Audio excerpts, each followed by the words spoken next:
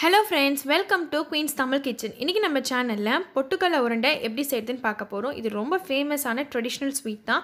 So இதுக்கு ஒரு பேனில் வந்து 2 கப் அளவுக்கு நான் பொட்டுக்கடலை எடுத்திருக்கேன்.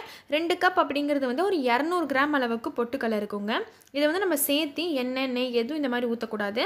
சும்மா ஒரு 2 நிமிஷம் மட்டும் நம்ம லைட்டாக வந்து கலர் சேஞ்ச் ஆகிற வரைக்கும் நம்ம வந்து லைட்டாக இதை வந்து வறுத்துக்கலாம்.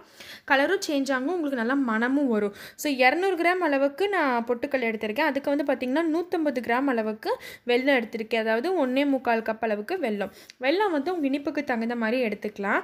இப்போ இதை வந்து நம்ம ஃபஸ்ட்டு கரைச்சிக்கலாம். இதுக்கு வந்து நான் தண்ணி எவ்வளோ ஊற்றிருக்கேன் அப்படின்னா, நம்ம வந்து 1/4 டம்ளர் தண்ணி தான் ஊற்றணும், அதிகமாக வந்து ஊற்றக்கூடாது.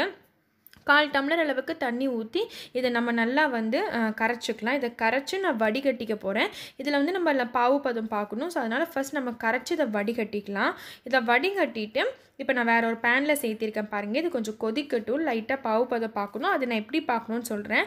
வெல்லத்துக்கு வந்து நீங்கள் தண்ணி அதிகமாக சேர்த்துனிங்கன்னா உங்களுக்கு கலரி விடணும் ரொம்ப நேரம் நின்று. ஸோ அதனால தான் நான் வந்து 1/4 டம்ளர் அளவுக்கு மட்டும் சேர்த்துனா போதும்.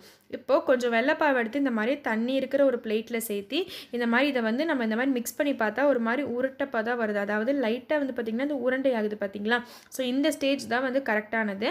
இப்போ நம்ம என்ன பண்ணணும்னா, அடுப்பை ஆஃப் பண்ணிவிட்டு நம்ம வறுத்து வச்சுருக்க பொட்டுக்களையை இதில் சேர்த்திக்கணும். அடுப்பு ஆஃப் பண்ணிடணும், இல்லாட்டி உங்களுக்கு தீஞ்சிடும்.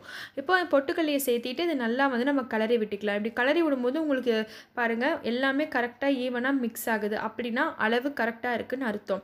இன்னொன்று, இது வந்து நம்ம உருண்டை பிடிக்கும் போது சூடாகவே தான் உருண்டை பிடிக்கணும்.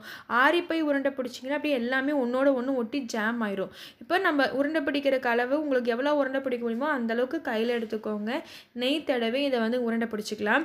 நெய்க்கு பதிலாக வந்து பச்சரிசி மாவு இருக்குது பார்த்திங்களா, அது நீங்கள் கையில் லைட்டாக வந்து பச்சரிசி மாவை தேய்ச்சி அப்படி கூட உருண்டை பிடிக்கலாம். எப்படி வேணாலும் உருண்டை பிடிக்கலாம். ஸோ கட்டாயமாக நீங்களும் இதை ட்ரை பண்ணி பாருங்கள். உங்களுக்கு இந்த வீடியோ பிடிச்சிருந்தா எங்கள் சேனலுக்கு சப்ஸ்கிரைப் பண்ணி லைக் பண்ணி கமெண்ட் பண்ண மறந்துடாதீங்க. மறக்காமல் ஃப்ரெண்ட்ஸ் அண்ட் ஃபேமிலியோட